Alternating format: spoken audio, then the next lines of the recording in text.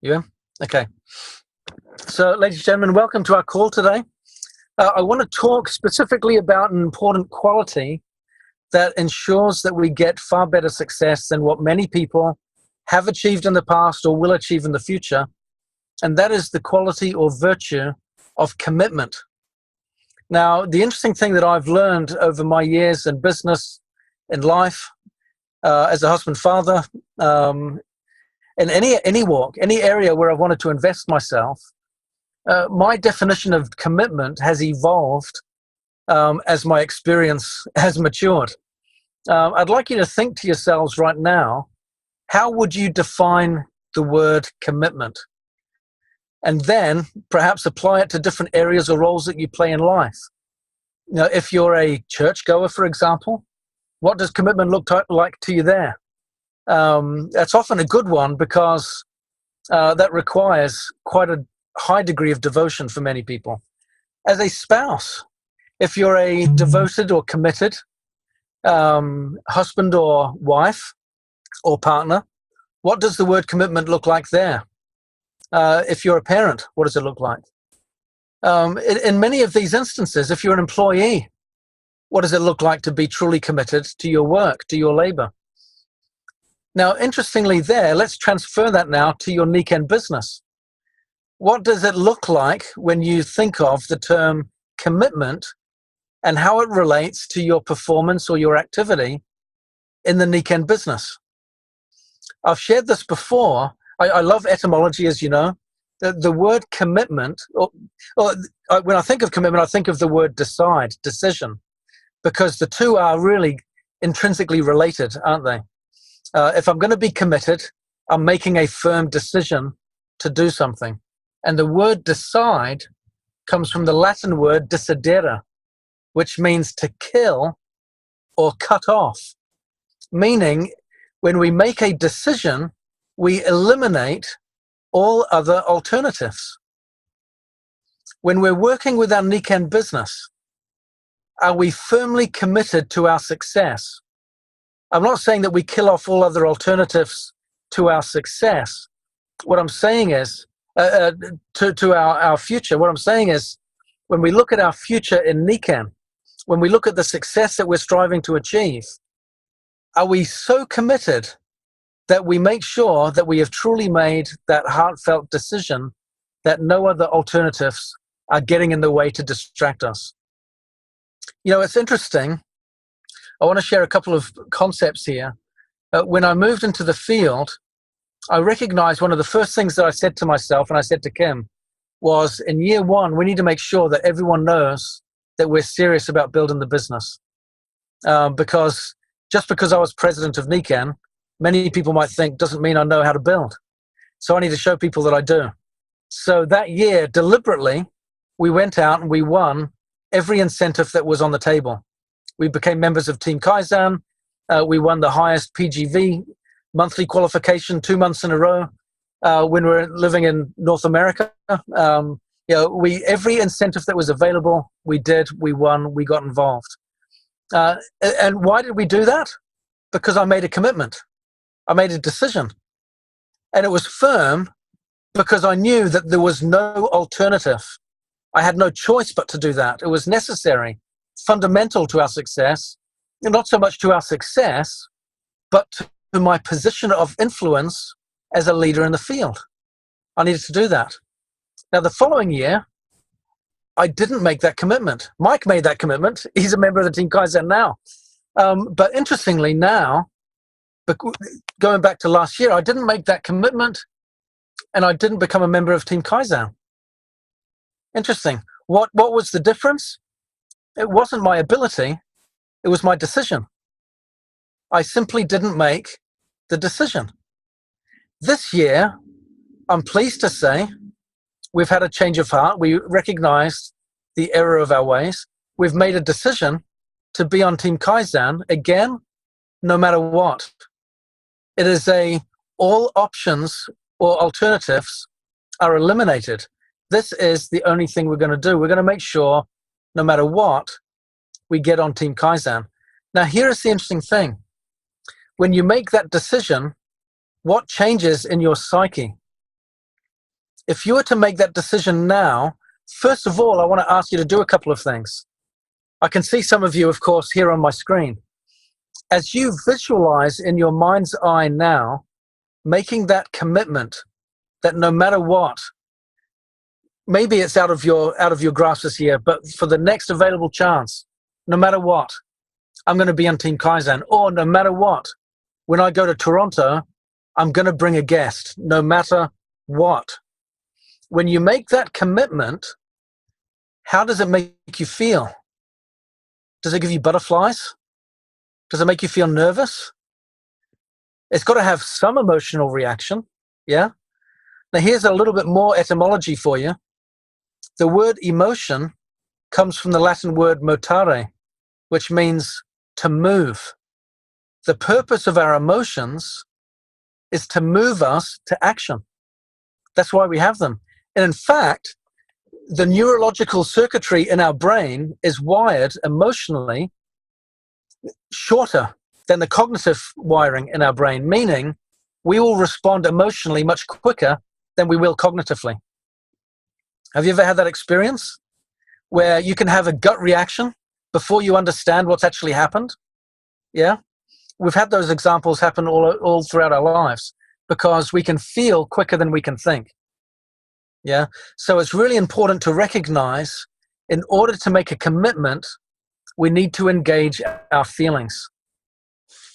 And what helps us to engage our feelings is when we make a real strong decision, a decision that cuts off alternatives, that is a real certain devotion to our cause that engages that emotion at a higher level. So I want you to think of what decisions you need to make now to take your business to the next level.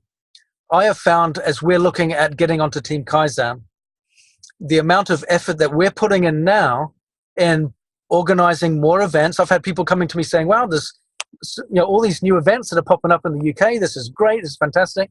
Yes, we've got to get these things done because I'm getting on Team Kaizen no matter what. We've got our national events. We've got meetings taking place locally in the north of the UK. We're traveling here, there, and everywhere. Why? Because no matter what, this has to be a done deal. So, what has to be a done deal in your business? It's really important to consider that all of this, when we engage our emotions, needs to be centered on your vision and your purpose. The reason that you joined in the first place, or perhaps that reason may have evolved. But you've got to figure out or reconnect if you feel disconnected from it. You've got to feel that sense of connection to your purpose so that you can make that kind of decision. One of the biggest stumbling blocks that I've found in our business is ironically, one of the things that we champion as being one of the key benefits, that we get to be in business for ourselves. It's a great benefit, but for many people, it's a great stumbling block, because being in business for ourselves often means that we're in business by ourselves. And what does that mean? It means, as I look around the room today at the audience on the call, that many of us are sat in our living rooms, at our kitchen tables. We have our home environment all about us, and it's so easy to get distracted, isn't it? It's so easy to have other things get in the way. A favorite TV show, a loved one comes over for a visit. Something happens where we want to pop out to the local shops to do a bit of grocery shopping, and then we bump into a friend, or a nice day out, we're going to go for a walk. We're in charge of our own schedule. We do our own thing. And many people can lack the discipline to make things happen. Why? Because we don't have that person to be accountable to. So I want to throw in a component here that helps us in making strong decisions. And let me just, before I do that, review what we've talked about so far already. So far we've said, in order to make a strong commitment, we need to have a sense of decision which is really absolute, where we cut off alternatives. To do that, we engage our feelings at a higher level. Why is that important? Because our feelings are designed to move us to action. We want to do it in a way that connects with our vision. The vision is what we're all about. That's what gives us the motive. yeah, to act. That's the impetus to get us out there. But we have a challenge that we're often by ourselves in what we do. So I want to share a solution to that. And that solution is real simple. It's accountability. If we can increase the accountability in our business efforts, we can increase the performance significantly. It's been said, and I know Mike will be able to probably rattle this off his tongue just as well as I do, because he's quoted it to me a lot as well. When performance is measured, performance improves. When performance is measured and reported, the rate of improvement accelerates. Yeah? So if we want to have accelerated performance, we need to be able to report back what we're doing. So I would encourage everyone on the call today to reach out to members of your team, people that aren't on your calls, on the call today. Share this video with them perhaps, but also reach out and invite them to make commitments that they are willing to share with you. You as a team leader, get those commitments together and work with them and help to hold them accountable. Find someone in your upline that you can be held accountable to. That's the role of the upline as well.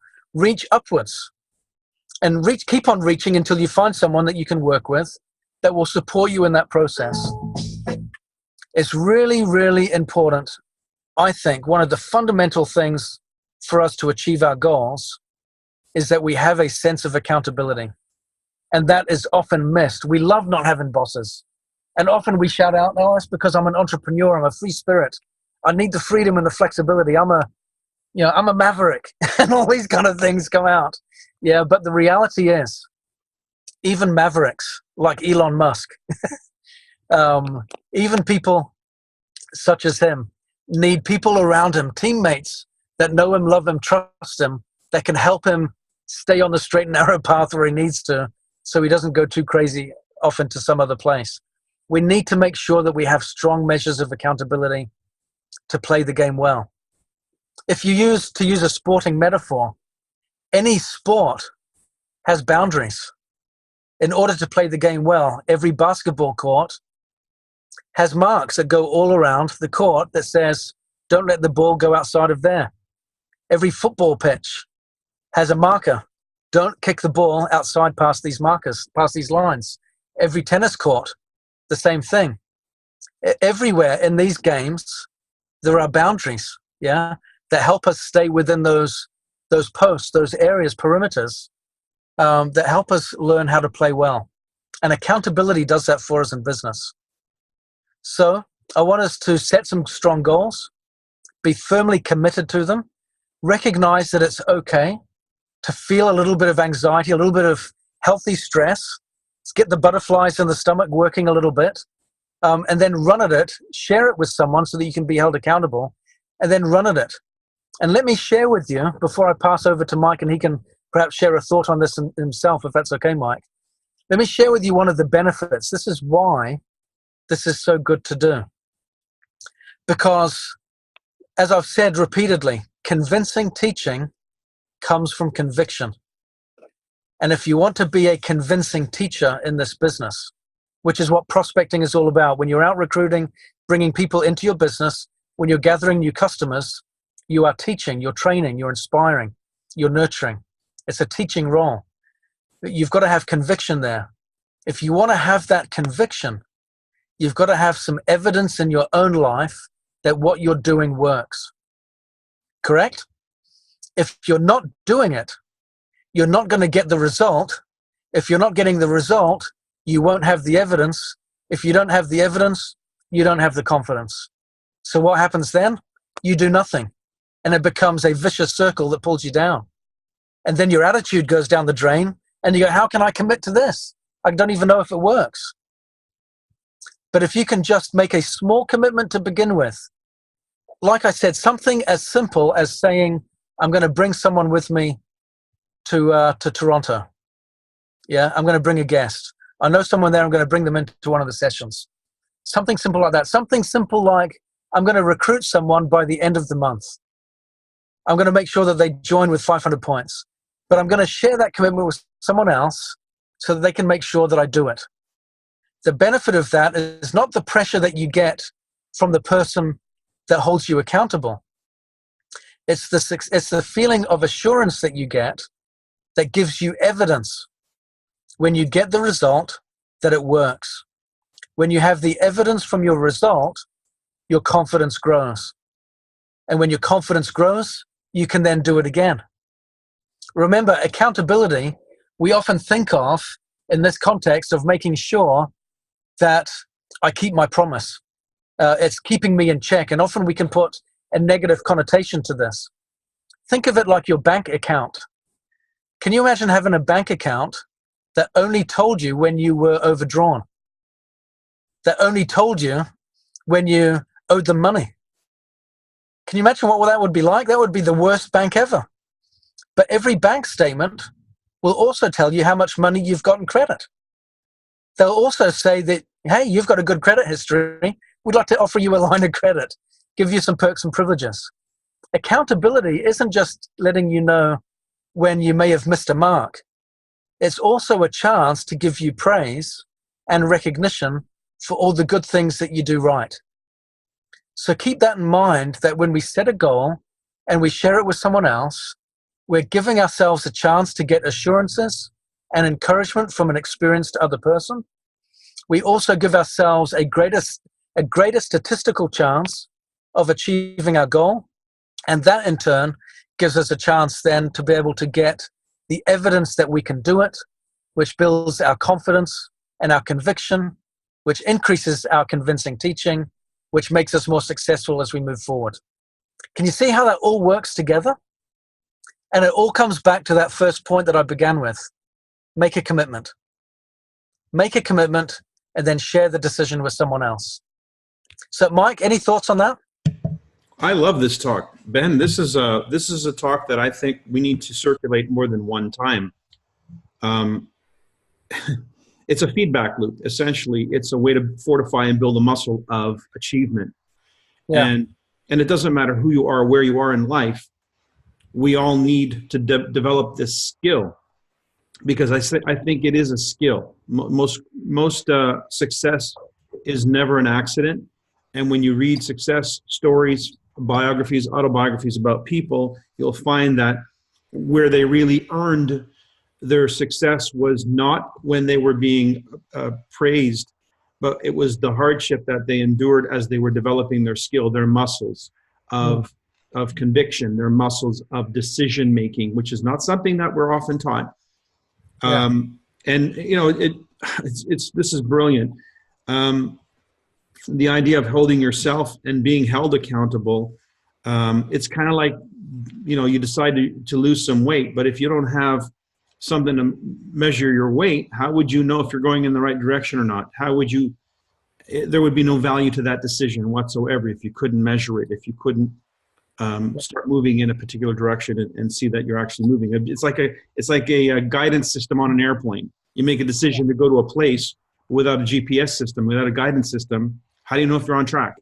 So the idea of accountability is just to ensure that you're moving in the right direction.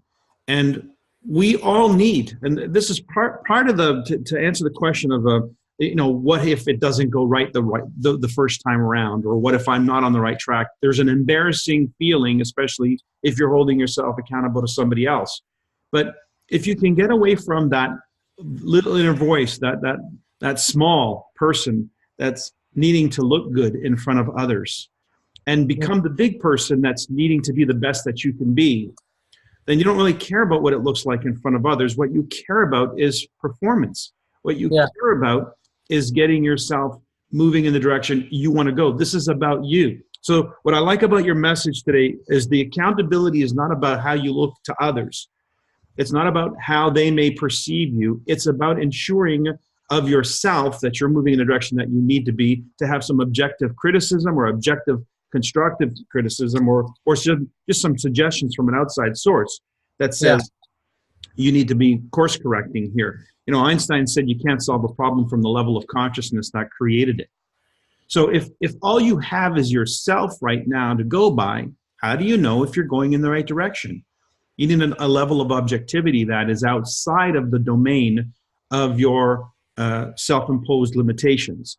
And that's Yeah. where coaching, that's where mentoring. I don't know of a single person who's ever done anything of any consequence has not had mentors. Yeah.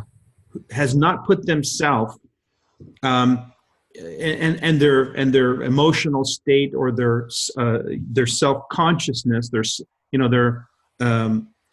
ego. I don't know of any of them who hasn't put that on the line to somebody else in order for them to improve themselves. It's always about improvement of self. It's never about impressing anybody else. So if you can take that to heart, that this exercise really is about self-improvement, and it's sort of a guidebook to how to ensure that. It's huge. I was thinking, if everyone who's already committed, everyone who's already coming to the summit, I mean, you got your airline ticket, you got your registration for the summit, you got your hotel book. If everyone just made a commitment, like you said, no matter what, to have a guest, we'd fill the room. We would fill the room, and the energy and excitement that would be there for everyone would be absolutely overwhelming. The last point that I wanted to make was this concept of no matter what. You made a committed decision. The decision was, I'm going to hit Team Kaizen no matter what. The thing that most people don't recognize is the support that you have when you make that kind of a commitment. The universe will conspire. There are things that will happen that you could not explain except in hindsight. That is a direct result, a direct consequence of that commitment. It doesn't happen for people who are semi-committed, who've got 1 foot in and 1 foot out. That never happens for them. But I can assure you it always happens for people who make a commitment with both feet in. Things start to unfold in ways you would never have anticipated. So there's a power that goes way beyond words, way beyond science, that is understandable, it's evidenced, and there's plenty of evidence. And if you haven't yet experienced it, it's because you haven't made the commitment. So one of the things that it will become self-evident to you as part of this building of your confidence in how this process works is go ahead and make such a commitment, both feet in, and watch how the universe conspires, how things will simply be put in your path, and then you'll say, wow, this is what they were talking about. That's the evidence that this is real. And building that evidence is the key to becoming a creator. I mean, if I was at a Bob Proctor seminar, as you all know, a couple months ago in June with my kids, one of the things that really stood out for me was the idea that we were born in the likeness and image of the Creator. Well, the Creator is a creator. Thus, we are creators. That's what it means to be given the attributes of the creators, to be able to create and to be able to hone and develop our skill of creation, where we do it not by chance, but by choice, which is the whole theme of Niken. This becomes a very important subject, the concept of making a decision, holding yourself accountable, and developing the skill through repetition and through that feedback and the evidence that presents itself, where you become a conscious creator. Yeah. Excellent. Thank you so much, Mike.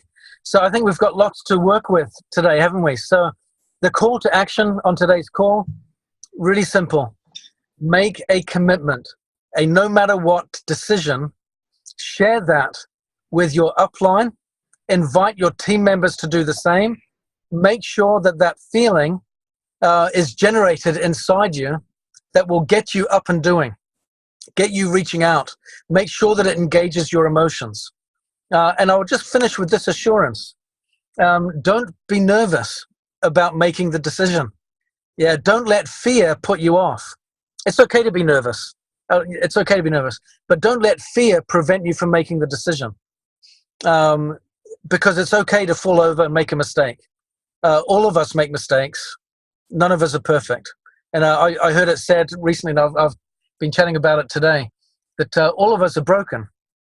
But it's the brokenness that lets the light in. It's the cracks that lets the light in. Yeah, so if you want to really have light inside that guides you and directs you, that often comes from the times where we've made the mistakes. You know, they say repeatedly, don't they, that those that are the most successful are the ones that have failed the most. Yeah, because they've learned the most as a result. So let's be willing to do that. Make the decision, make the commitment, get out there, share it with others, and let's have a much better experience as a result. Thank you all very much, and we'll speak to you next week. Take care.